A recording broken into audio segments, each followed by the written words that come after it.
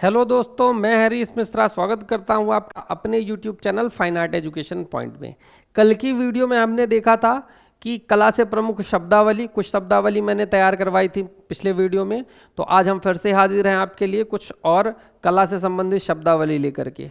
तो पिछला वीडियो आप अच्छे से तैयार कर लें, उसके बाद इस वीडियो में ध्यान दें। तो आज हम उसी प्रकार जैसे एग्जाम में कला से संबंधित कुछ शब्दावली से प्रश्न पूछे जाते हैं, तो उनको हम इस वीडियो में कवर करेंगे। तो शुरू करते हैं अपना आज का वीडियो। तो सबसे पहले हम देखेंगे कि जो टॉपिक है हमारा वो है कला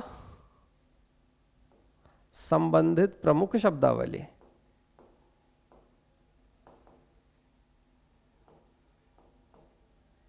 प्रमुख शब्दावली जो मैं आपसे शब्दावली पूछूंगा तो सबसे पहले आपको यह देखना है कि आपसे बनता है। अगर आपसे बनता है तो आप कमेंट करके उसका उत्तर देंगे, और अगर नहीं बनता है तो जो मैं लिखाऊंगा उसे आप नोट करेंगे और अपना तैयार करेंगे, ताकि आपकी तैयारी और बेहतर हो सके, क्योंकि समय कम है और एग्जाम नजदीक है। तो शुरू करते हैं। सबसे पहला जो प्रश्न है मेरे पास, देखने क्या है? देखने, कला की भाषा में देखने का मतलब क्या है? तो देखने, किसी को पता है देखने का मतलब क्या होता है? देखने, कला को यूनानी भाषा में देखने कहते हैं। तो देखने कला का ही एक नाम है, जो कि यूनानी भाषा में, यूनानी भाषा में लोग आर्ट या कला नहीं कहते, वो लोग कहते हैं देखने। देखने मतलब कला। तो कला का यूनानी नाम, कला का यूनानी नाम क्या कहलाता है? देखने। इसके बाद हम देखेंगे कुंत्स क्या है। कुंत्स, कुंत्स क्या है? तो कुंत्स देखेंगे, कला को ही जर्मन भाषा में कुंत्स कहा जाता है। कला का जर्मन नाम।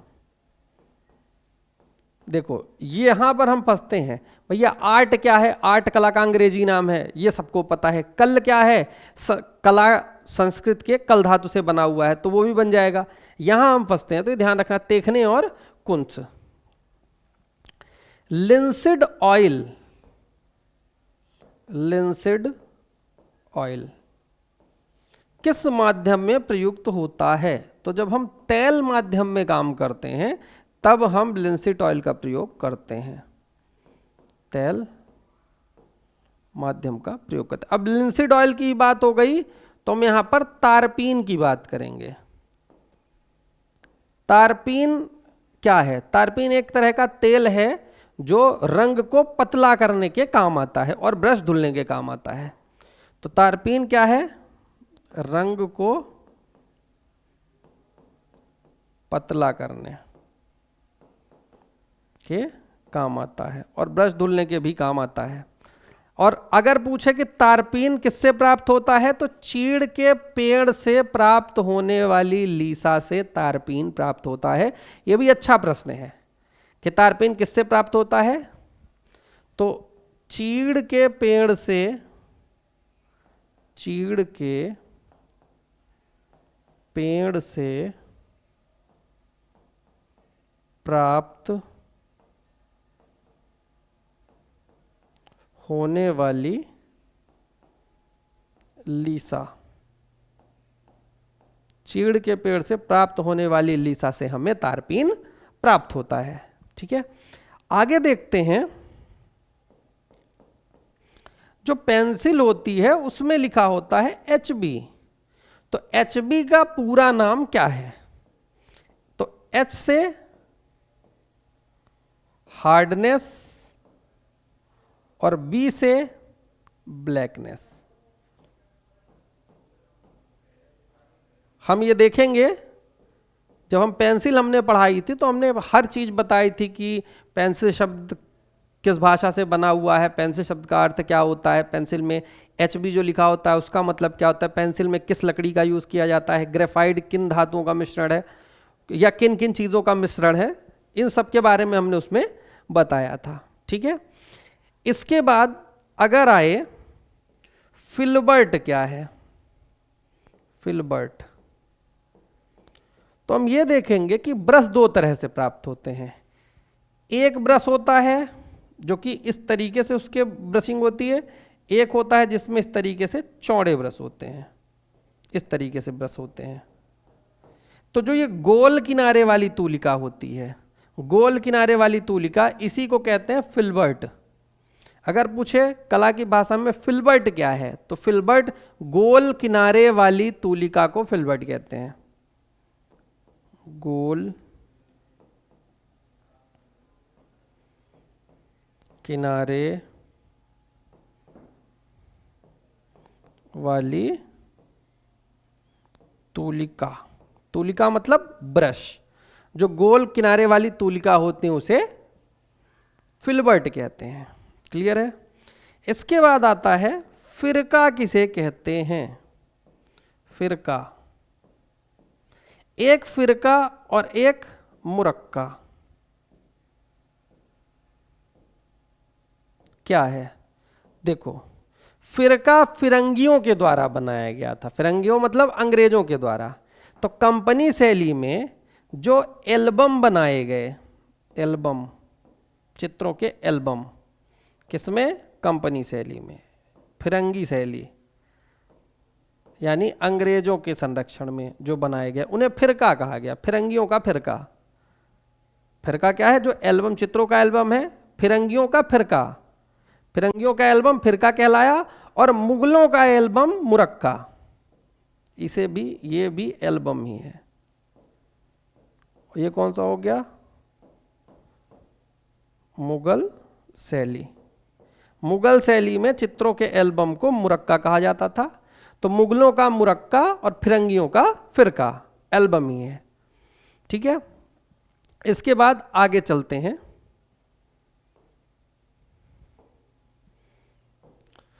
वसली क्या है?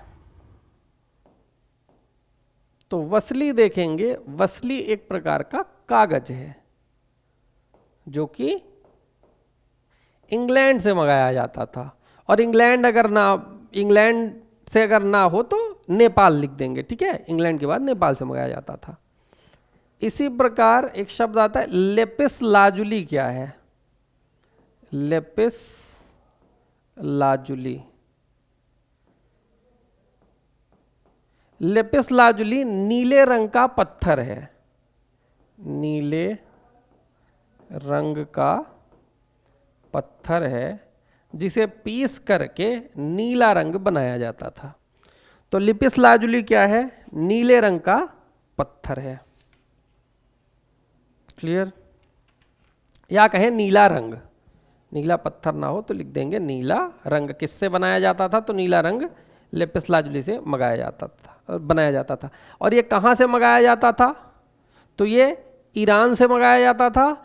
ईरान अगर ऑप्शन में ना हो तो अफगानिस्तान लगा सकते हैं। वसली इंग्लैंड, नेपाल, और ये ईरान और अफगानिस्तान। इसके बाद खटाई और गौनी क्या है? कला की भाषा में खटाई व गौनी, खटाई व गौनी क्या है? तो खटाई और गौनी हम देखेंगे तो ये कागज है। चीन में, जो चीन में खटा नगर था, तो चीन के खटा नगर में बनाया जाने वाला कागज खटाई कागज कहलाता था। तो खटाई और गौनी कागज है। इसके बाद कला की भाषा में कलम शब्द का तात्पर्य किससे है? कलम शब्द का तात्पर्य, तो कलम शब्द का तात्पर्य तूलिका से है। तूलिका, तूलिका मतलब ब्रश। और एक कलम शब्द का अर्थ होता है शैली। मुगल, जैसे मुगलिया कलम, राजस्थानी कलम, यानी कि राजस्थानी शैली। तो कलम का अर्थ तूलिका से भी है और शैली से भी है। फिक्सेटिव घोल, क्या? फिक्सेटिव घोल, फिक्सेटिव घोल का प्रयोग किस में किया जाता है? तो हम देखेंगे कि जब हम अपने चित्रों में पेस्टल रंगों का प्रयोग करते हैं तो पेस्टल रंग में देखेंगे कि पेस्टल रंग बहुत ज़्यादा छूटता है, हाथ में लगता है। तो पेस्टल रंग को फिक्स करने के लिए एक स्प्रे आता है, उसमें एक घोल डला होता है जो चित्र को फिक्स कर देता है, जिसे हम फिक्सर के नाम से जानते हैं। तो वही फिक्सर ही फिक्सेटिव घोल है। पेस्टल रंगों को फिक्स करने, पेस्टल रंगों को फिक्स करने वाला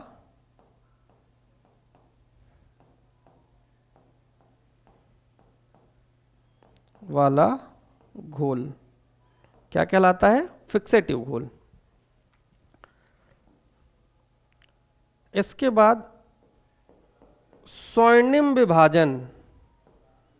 स्वर्णिम विभाजन क्या है?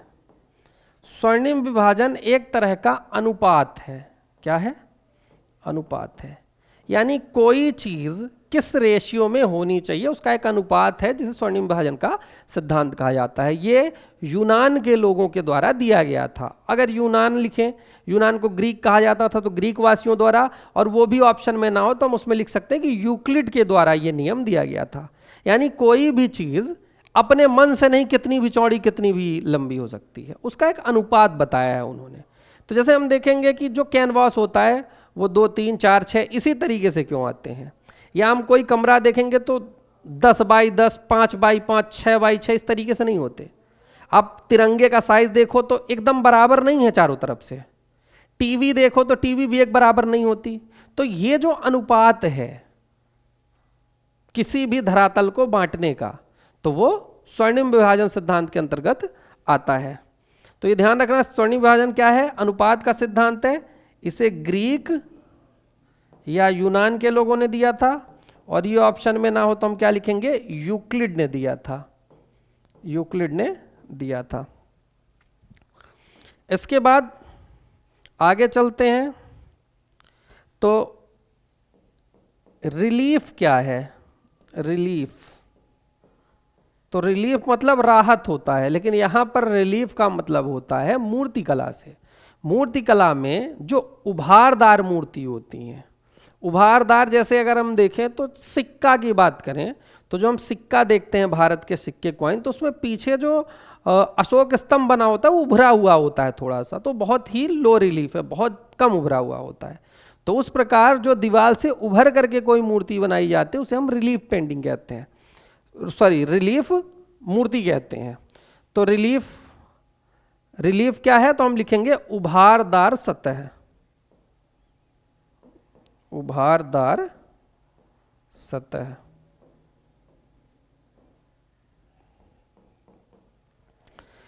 फिर आगे आते हैं, कोलाज क्या है?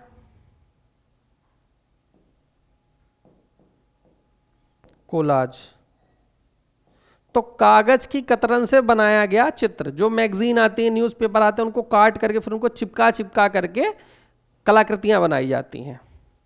तो कागज की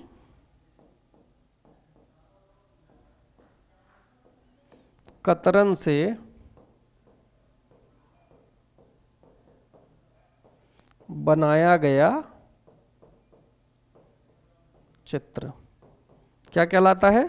कोलाज कहलाता है। इसके बाद ओरिगामी शैली देखते हैं।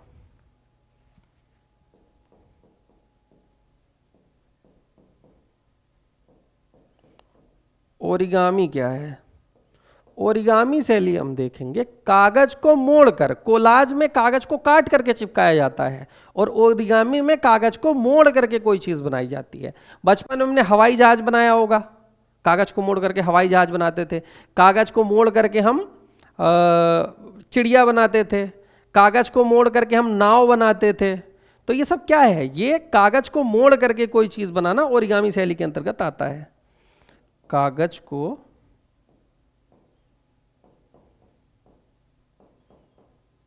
मोड़कर कलाकृतियां बनाना।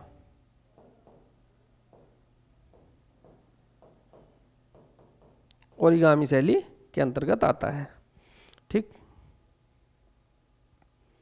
अब बात आती है ठोस रंग कौन से होते हैं? अगर आपसे प्रश्न पूछा जाए ठोस रंग कौन से होते हैं, जल्दी से बताएं, ठोस रंग कौन से होते हैं? ठोस रंग क्या है? तो ऐसा तो समझ में नहीं आया, ठोस रंग क्या होता है भाई? ठोस रंग तो अभी हमने देखा नहीं। ऑयल कलर, पेस्टल कलर, मोम कलर, ये सब देखा है। ठोस रंग कौन से होते हैं? तो ठोस रंग दो तरह से हमें देखने को मिलते हैं। देखो, पेस्टल कलर जो हम देखते हैं वो ठोस ही रहता है, चौक जैसा, और जो मोम कलर होता है, वैक्स कलर, वो भी ठोस होता है। तो ठोस रंग में हम देखेंगे तो पेस्टल और मोम कलर, ये दो प्रकार के रंग कैसे होते हैं? ठोस होते हैं, बाकी सब लिक्विड फॉर्म में होते हैं। ठीक है, अब इसके बाद आता है तटस्थ रंग क्या है? तटस्थ, तटस्थ क्या है? तटस्थ रंग होता है, काले और सफेद रंग को रंग की श्रेणी में नहीं रखा जाता। तो काले व सफेद रंग दोनों को, काले और सफेद रंग को तटस्थ रंग कहा जाता है। मोनोक्रोम क्या है? मोनोक्रोम क्या है, पेपर पूछता है। तो एक ही रंग की विभिन्न तान से बनाया गया चित्र, यानी नीला डार्क ब्लू कर दिए, फिर हल्का ब्लू यहां लगाए, और हल्का ब्लू, और हल्का ब्लू यहां लगाए, यहां लगाए, मतलब एक चित्र एक ही रंग की कई टोन से बनाया गया हो। तो एक ही रंग की, एक ही रंग की विभिन्न तान से बनाया गया चित्र क्या कहलाता है? मोनोक्रोम या एक वर्णी कलर इसे कहते हैं, क्योंकि इसमें एक ही रंग का प्रयोग किया जाता है। अब कुडय क्या है? कला की भाषा में कुडय क्या है? कुडय, तो हम कुडय में देखेंगे, भित्ति चित्रण करने से पहले भित्ति तैयार की जाती है। तो भित्ति चित्रण से पहले भित्ति तैयार की जाती है, तो जो ताजा प्लास्टर होता है, जैसे हम फ्रेस्को ब्रूनो की बात करते हैं, तो ब्रूनो में पहले भित्ति तैयार होती है और फिर गीली भित्ति पर ही काम करते हैं, और फ्रेस्को सेको में वो भित्ति जब सूख जाती है उसके बाद उसमें काम करते हैं। तो जो भित्ति बनाई जाती है, जो भित्ति बनाई जाती है उसमें भित्ति के ताजा प्लास्टर, भित्ति के ताजे प्लास्टर को, भित्ति के ताजे प्लास्टर को ही कुडय कहा गया है। ठीक, समझ में आ रही है बातें? चलो अगला देखते हैं। टेराकोटा क्या है? टेराकोटा क्या है? तो मिट्टी का कोई भी पात्र बना करके जब उसे अग्नि में हम पका देते हैं, तो अग्नि में पकाया गया मिट्टी का पात्र, जैसे मटका, मटका क्या है? पहले मिट्टी का बनाया जाता है, फिर उसे आग में पका दिया जाता है, तो वो टेराकोटा हो गया। ऐसे ही मिट्टी की मूर्तियां बनती हैं और फिर मूर्तियों को हम आग में पका देते हैं। तो मिट्टी का कोई भी पात्र या कोई मूर्ति बना करके जब उसको आग में पका देते हैं, तो आग में पकने के बाद वो टेराकोटा कहलाती है। और जब तक आग में नहीं पकी होती तब तक उसे मृण मूर्ति कहते हैं। मृण मूर्ति मतलब मिट्टी की मूर्ति, और टेराकोटा मतलब मिट्टी की पकी हुई मूर्ति। ठीक है, तो टेराकोटा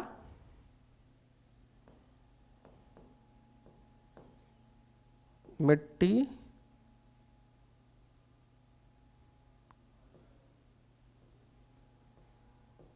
से बनाई गई कलाकृति पकने के बाद टेराकोटा शिल्प के अंतर्गत आती है, तो उसे टेराकोटा कहते हैं। और जब केवल मिट्टी की होगी तो उसे मृण मूर्ति कहा जाता है। ठीक है, अब बात आती है पोत मतलब क्या होता है? पोत मतलब होता है धरातल। तान मतलब क्या होता है? तान मतलब होता है टोन, जो रंगों की हम टोन देखते हैं। अब बात आती है लावड़ योजना क्या है, सबसे इंपॉर्टेंट जो है लावड़, ये पूछा जाता है खूब एग्जाम में, लावड़ योजना क्या है। तो इसका सीधे से एग्जाम में आपको आंसर मिलेगा बाह्य सौंदर्य का व्यंजक, यानी चीजों को और सुंदर बनाने का जो प्रयास किया जाता है उसे हम लावड़ योजना कहते हैं। यानी ऐसी योजना जो चित्र में लावण्य पैदा करे, लावण्य मतलब सुंदरता। बाह्य सौंदर्य का व्यंजक। इसके बाद देखेंगे कि मानवाकृति में ताल क्या होता है। मानवाकृति में ताल क्या होता है। जब हम किसी भी आदमी का चित्रण करना सीखते हैं उसमें कहते हैं कि ये आदमी 4 ताल का है, ये 7.5 ताल का है, ये 8 ताल का है। इसका मतलब क्या है? ताल मतलब होता है एक सिर, तो एक सिर 12 अंगुल का होता है, इसे एक ताल कहते हैं, और इस सिर के हिसाब से ही पूरा शरीर बनता है। तो मानवाकृति में ताल क्या है? एक सिर, और एक सिर कितने अंगुल का होता है? 12 अंगुल का। यानी आप सभी अपने अंगुल से माप करके देखना, तो 12 अंगुल में देखो, जैसे 4, 4, 8 और 4 तिहाई 12, यानी राइट 12, आपकी उंगली से आपका चेहरा राइट 12 अंगुल का होगा, तो इसी को कहते हैं ताल। ठीक है। अब आता है पाक कला क्या है। पाक कला, वाह, पकवान बनाने की कला, स्वादिष्ट भोजन बनाने की कला। पाक कला भोजन से संबंधित है, यानी ये भी अपने आप में कला है। सब स्वादिष्ट भोजन नहीं बना पाते, बनाते तो सब है खाना, लेकिन कुछ लोग स्वादिष्ट भोजन बनाते हैं, तो उनके अंदर वो कला है। तो पाक कला से संबंधित, पाक कला क्या है? भोजन पकाने की कला। ठीक। अब इसके बाद हम देखें कि काशिदकारी, काशिदकारी का संबंध किससे है? काशिदकारी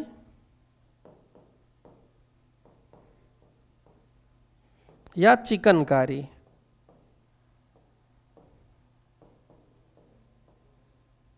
तो काशिदकारी या चिकनकारी हम देखेंगे